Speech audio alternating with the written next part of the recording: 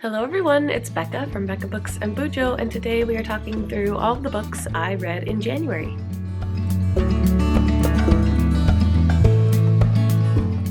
If you have been here for any amount of time, you will know that I hate wrap-ups.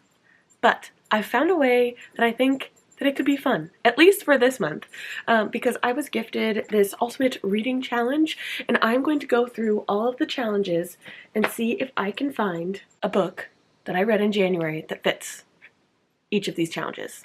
It'll make sense in a little bit. But before we jump to the challenges, I'm going to tell you some stats, as per usual, because that's my favorite part. So I read 19 books in January. I think this was my best reading month ever. 2024 is starting off great.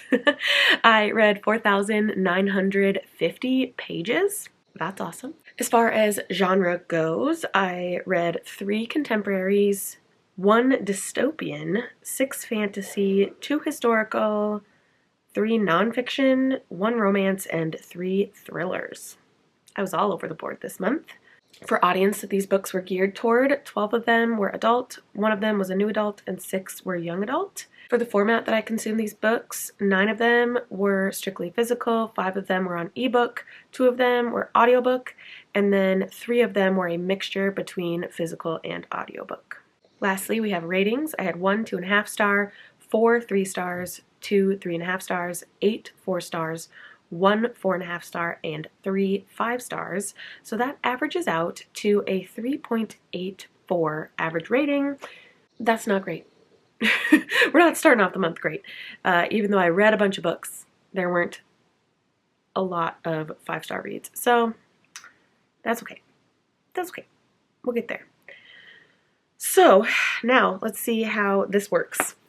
I honestly have no idea if I'll be able to talk about all these books based on the prompts in this challenge, but I was looking for something fun, and this was the only fun way I could think of. All right, so we're going to start at this upper left corner.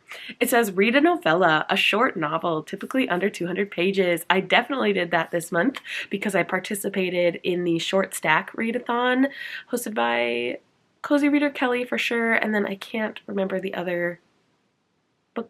Garden? Something with gardens. I'll link them down below. So I definitely read a novella. I just have to decide which one I'll talk to you about.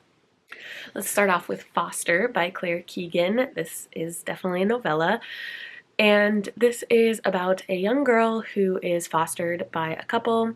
Her parents, I don't know, it's never explicitly stated why, but they decided that they could not care for her for a short amount of time, and so they drop her off with this couple, and this young girl, our main character, sees love basically for the first time, and it is very sweet. I love Claire Keegan's writing. I'll actually talk more about this book in an upcoming vlog, so stay tuned. But this one I gave 4 stars. Love the writing. The story was interesting enough. I just wish there was a little bit more because it was a novella. So let's see what my little prize is in this envelope. There are a lot of books in here. Oh, it's like a tag you'd put on your bag. A bag with a lot of books. And flip side. Cool. Okay. Is there a string? Nope. No string provided. Okay, so that's for the novella.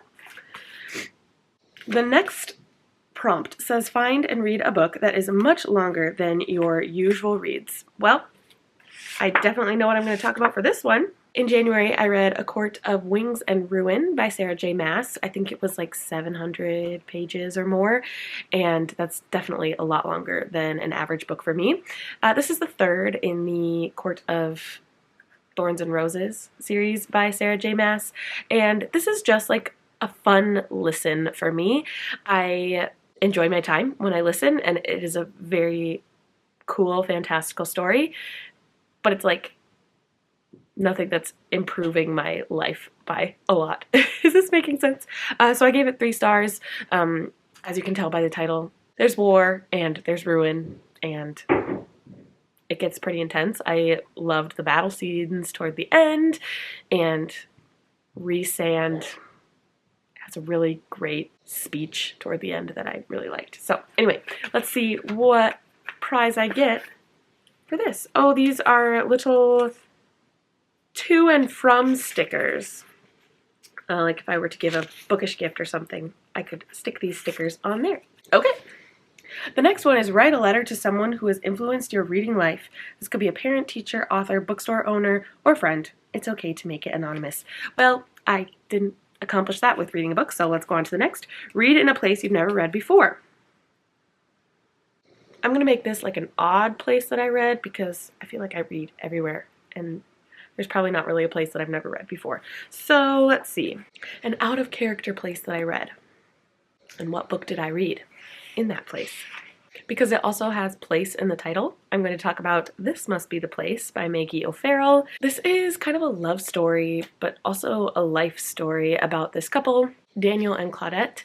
We learn about their lives, how they met each other, how they fell in love, how they formed a family together, but we get their story from so many viewpoints. We get it from themselves, but we also get it from their siblings, their children, their parents. We get the whole range, and I really liked how this story was told because I felt like we completely learned who these people were through the eyes of other people. And I just really liked it. So I gave it 4 stars. It was a good story too overall, and I read it all over the place because I was listening to it, so I read it in my car. Sure. Okay, let's see what this prize is. Oh, cute! It's a typewriter keychain. Super cute. Fun. I'll hang it on my keychain board that I have. Okay, the next one.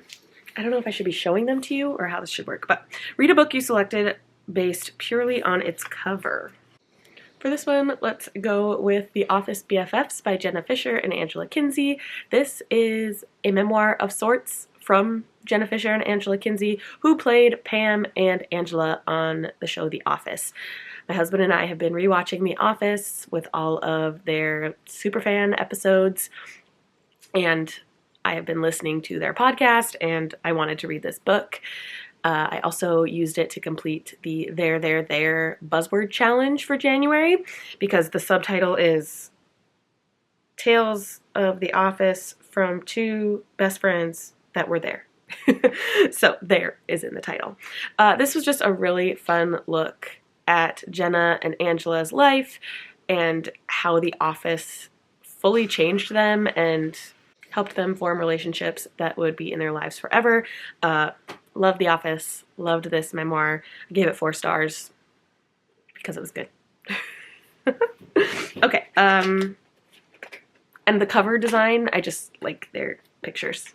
And they showed pictures throughout the whole book, which I loved. Oh, yay! It's a magnet bookmark, and it's a stack of books. Super cute. I'm getting so many fun bookish trinkets. Oh my.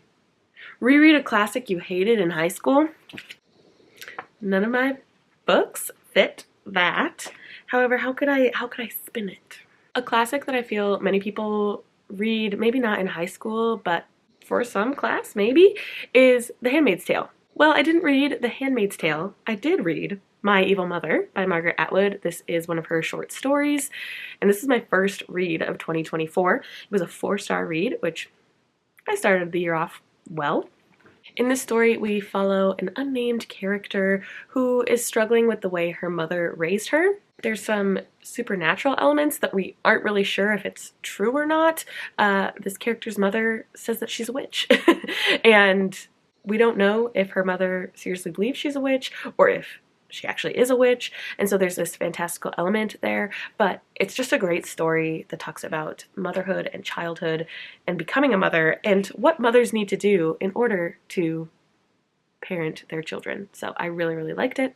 Gave it 4 stars. Loved the message it had to say about motherhood. So let's see.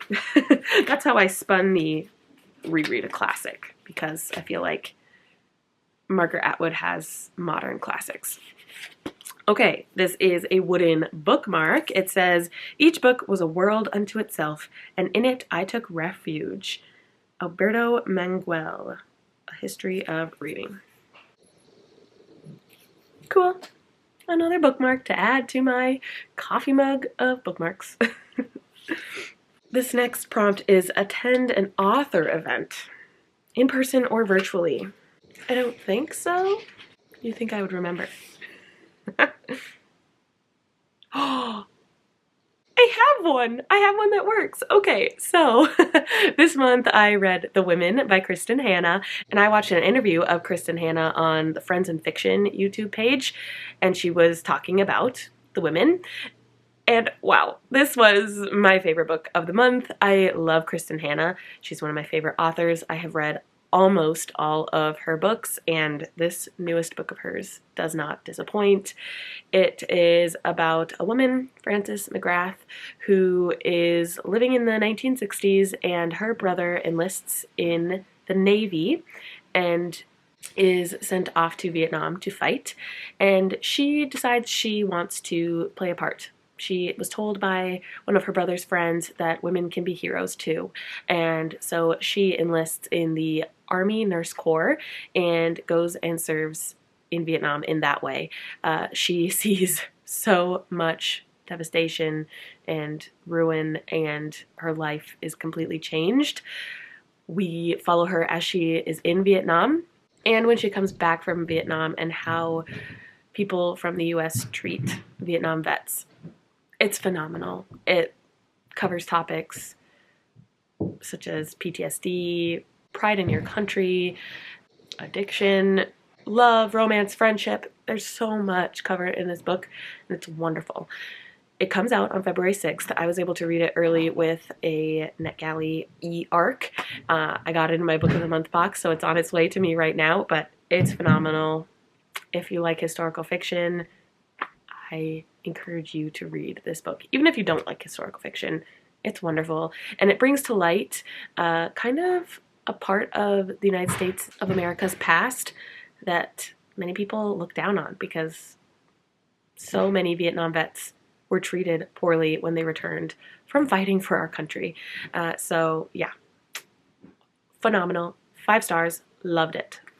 Let's open that, because I attended an author event, kind of. I watched her talk about this book. Oh, it's washi tape. Cute little washi tape. Bookish washi tape. Yay, I can always use a bookish washi tape. The next prompt is read a book about a person with a disability. Oh, I have one. At first I was like, no way, I'm not gonna have one, but I do have one. And it's Fourth Wing by Rebecca Yarros.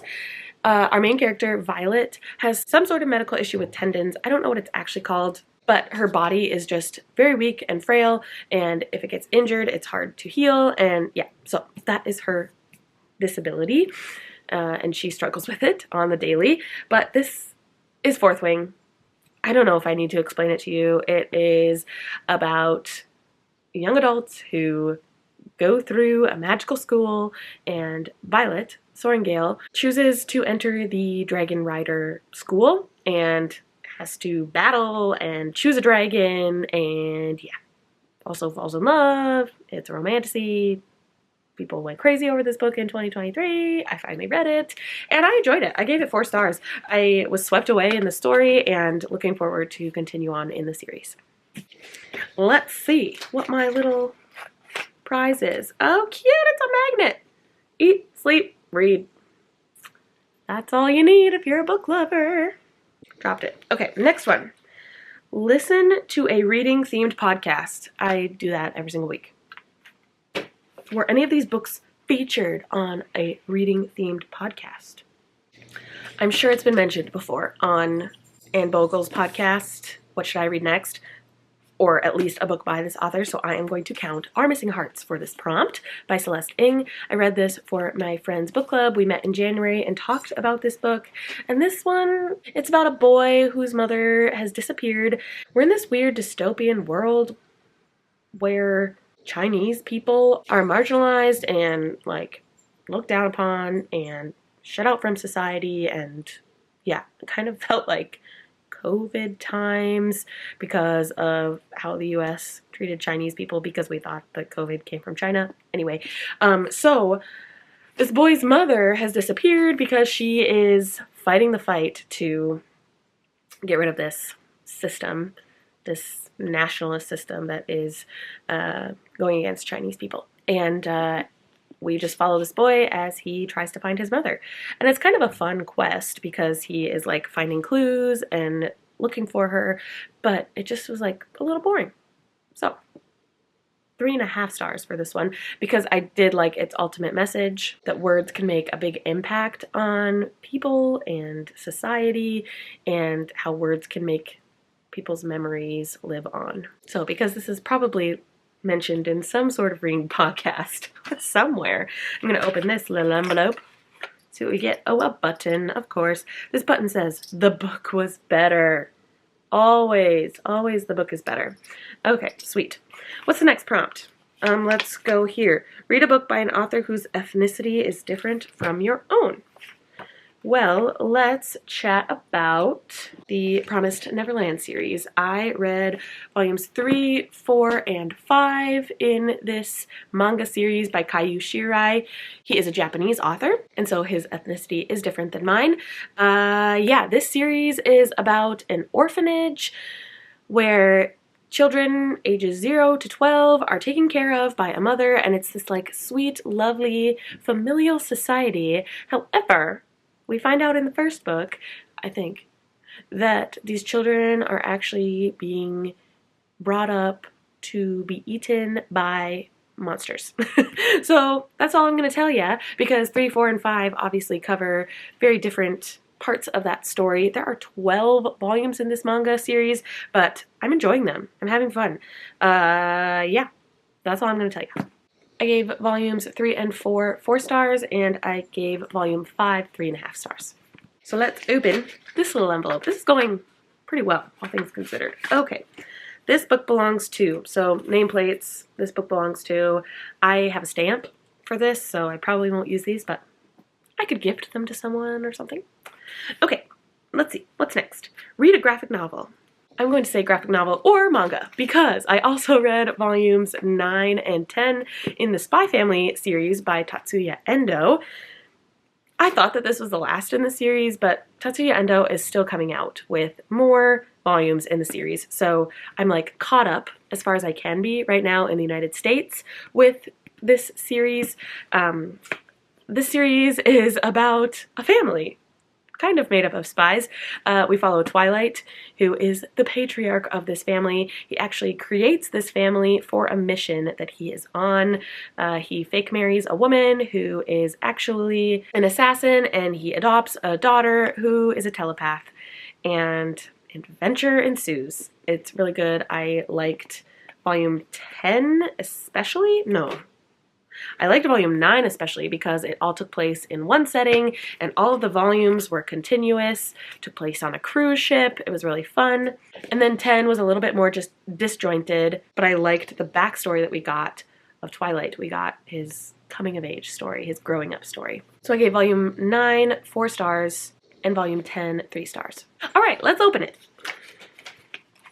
Open it, open it. It's a sticky note pad and it says, "Books are greater than everything else." Ain't that the truth? Okay, cute. Let's see. Visit your local bookstore and ask a bookseller to recommend a book based on your recent favorites. Are any of these recommended by a bookseller? No, we might have to come back to this one and tweak it a little bit. Reread a book you loved as a child? No. I didn't do that. Okay, skip. Read a new book that is primarily intended for children. I did that because I read books to my children. None of these books are geared toward children. Okay, pass. Go to your favorite section of the library or bookstore, blindly take a book off of the shelf and take it home to read. I did not do that. However, I did blindly choose a book this month. A couple of books, actually, because I did my first installment of my Read It or Not challenge series. And so I'm going to take the blindly part of this prompt and tell you about The Home for Unwanted Girls by Joanna Goodman. In this book, we follow a mother and daughter. This mother is a very young girl when she gets pregnant. She's 16 and is pretty much shunned by her family because she got pregnant when she was 16 and she grew up in a Catholic family, and yeah, so she was sent away to live with her aunt and uncle while she was pregnant and had this baby, and then the baby was taken away from her really without her consent. She did whatever her parents told her because she was a 16-year-old girl and didn't know any better. So she lives the rest of her life feeling a lot of regret because she wishes she maybe would have taken a different path and married the man that she got pregnant with and raised the daughter that she had. So we follow her in her life. Why can't I think of their names? Maggie. And then we also follow her daughter, Elodie, who is in an orphanage in Canada, French-speaking Canada. And during this time in the 1950s, orphanages were turned into mental institutions because the government gave more money to mental institutions per each person in their institution than an orphanage did. So really corrupt, really terrible. They were run by nuns who were super horrible, and poor Elodie, the daughter, goes through it, and we go through it with her. So it is a story about this mother and daughter, and if they come together in the end. But I really loved this. I gave it 4.5 stars. I was happy that I picked it out of my TBR jar. So let's see. This is like a big pocket. Can you see it? It's this whole pocket here. Pocket. What's in here? A bookmark? Ooh!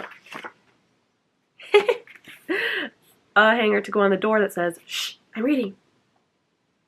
But then on the other side it has a pretty book design. Okay, well, it's really flimsy, but it's cute. I might hang it somewhere in my library.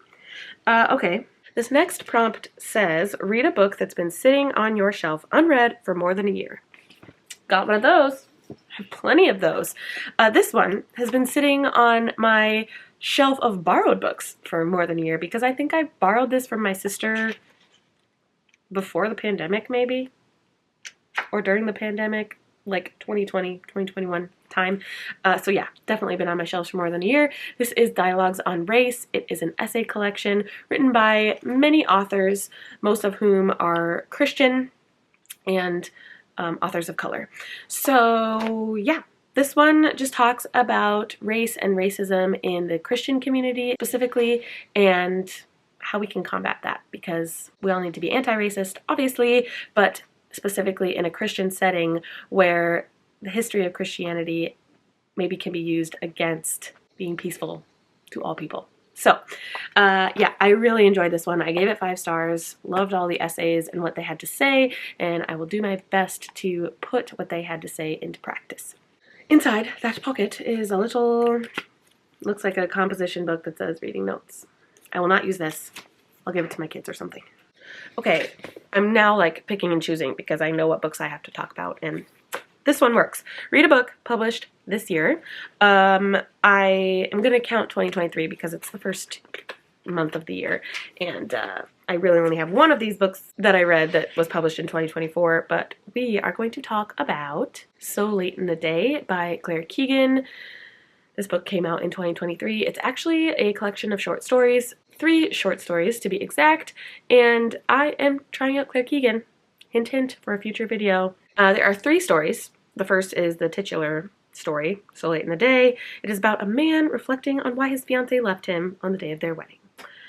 The next story is called A Long and Painful Death, and this is about a woman who is at a writing home and gets annoyed by a man who visited. Then she writes about a man who will die of cancer. This is literally what I wrote in my reading journal because I didn't necessarily like these short stories. I loved the writing. Her writing is just so intricate and like this like stream of consciousness kind of, and so I loved the writing, but these stories did not do it for me. And then the third story is called Antarctica. This is about a woman who decides to have an affair over a weekend, and then the man she sleeps with is a huge creeper. That's what I'm gonna leave it at. So yeah, I gave this one 3 stars, mostly because of the writing. Loved the writing, didn't like the stories. Let's see what's in here. Ooh. 2 little sticky note pads. One says noteworthy, so I assume you'd use them as like tabs in a book. And this one says brilliant thought here. Sure. Okay, I'm really stretching this one. This says, ask a family member what book has made a lasting impression on them. Find and read that book. Well, I'm not using a family member. I'm using a friend. She's a very close friend, and she gifted me this book. It didn't make an impression on her, but she thought it would make an impression on me because she is a woman of an older generation, and she thought she might have gathered some knowledge or tidbits from this book if she would have read it when she was younger. Does that make sense?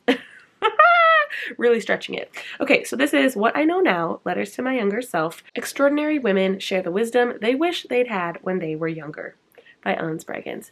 And this was my worst book of the month. I gave it 2.5 stars. I just felt like it was very formulaic.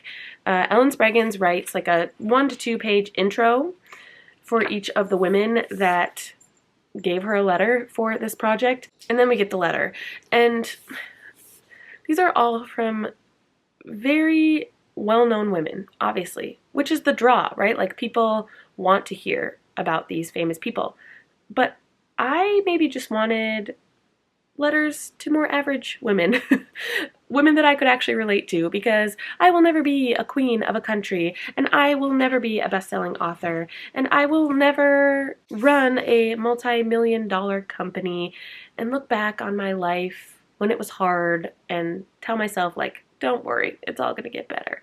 So there were some bits of advice that I got from these women, especially women who wrote about their children.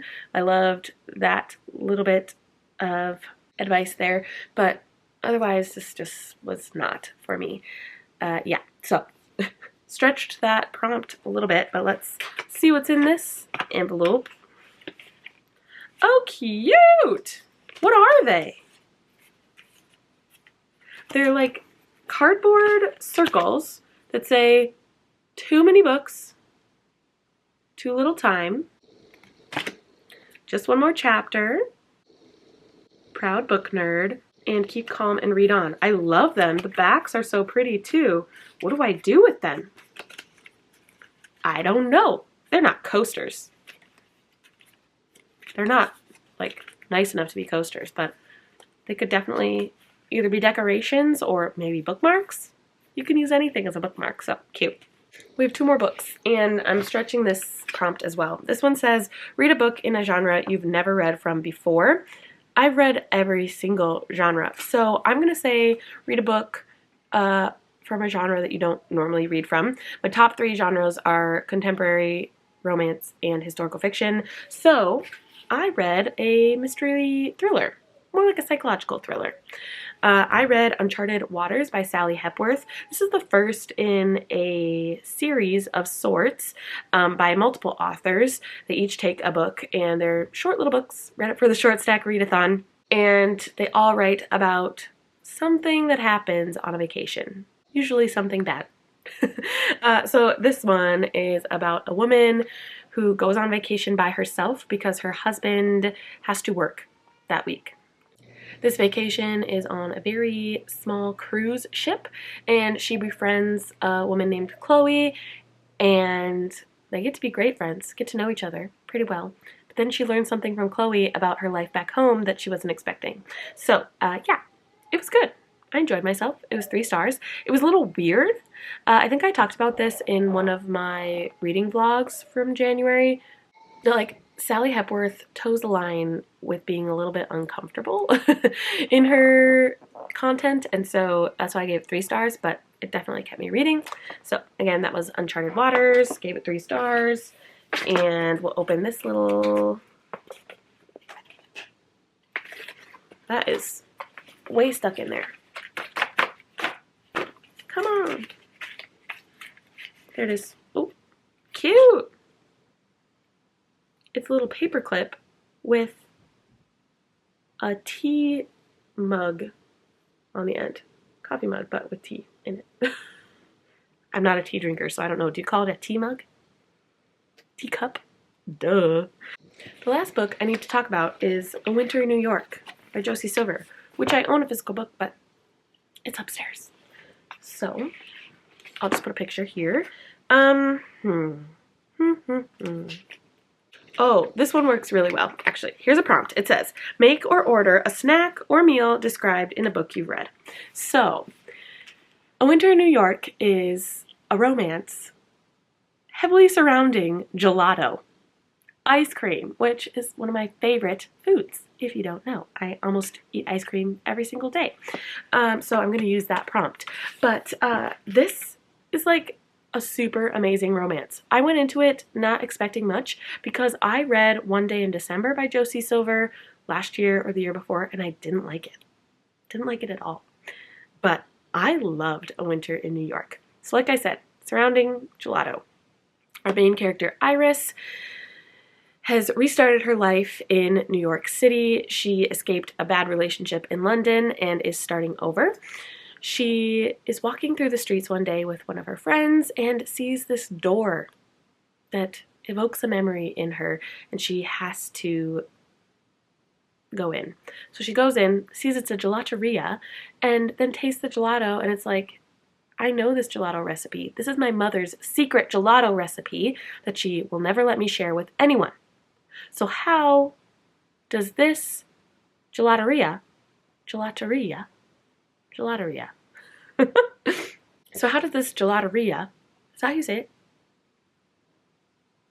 Gelato shop in New York City know the recipe that she learned from her mother in London, and she kind of has to figure out the clues and see how she is related to this gelato recipe and this shop in New York City. And she also falls in love with the owner of the gelato shop in the process. And I loved it. I loved it. Iris is kind of a loner. She has recently lost her mother. She left this bad relationship. She's in a brand new country and she feels very, very alone. Luckily, she finds a friend that has her back. And then she is really welcomed into this family that owns the gelato shop. It's this loving Italian family, the Bellottis, and she finds home. And I loved that aspect. I loved the romance. I loved the tension because you don't know how both of these places have this secret gelato recipe. And yeah, I loved it. That was the last book I read in January and really loved it. Okay. What did I? Oh yeah, the meal. I ate ice cream in a month. We're going to count it as that. Cute. Oh, I thought it was something different. It's a stamp. I thought it was a book stamp. It's a pair of reading glasses. I don't think I will ever use this, but okay. Thank you to this reading challenge. Okay. I hope I did it. I opened 16 envelopes, pockets, and I talked about 5 books in 2 different, I think the maths. I think I got them all. Let me know in the comments down below if you have read any of these 19 books and what you thought of them. If you agreed with me on my thoughts or not, I would love to have some bookish conversation with you down below. Thank you so much for watching. Like this video on your way out. Consider subscribing to my channel if you would like to see more bookish and bullet journaling content from me, and I will see you in the next one. Bye!